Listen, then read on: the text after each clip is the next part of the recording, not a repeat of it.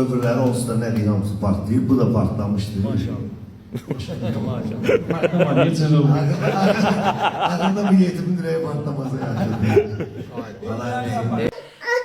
Değerli izleyiciler, bildiğiniz kimi Miray balamızı bir neçə aydır ulcerativ kolit xəstəliyindən müalicə etdiririk. Bağırsağındakı sancılar təbii ki dözülməzdir.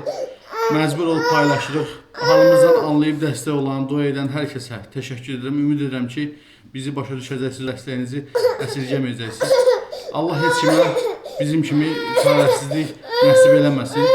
Kömək olan, olmayan hər kəsə ancaq xoşbəxtlik arzu edirəm. Biz də təbii ki, balamızı xilas eləmək istəyirik. Ona görə sizdən maksimum şəkildə dəstək olmağı rica edirəm. Ümid edirəm ki, harayımıza səs verəcəksiniz, dəstək olacaqsınız, dua edəcəksiniz. Öncədən hər birinizə təşəkkür edirəm.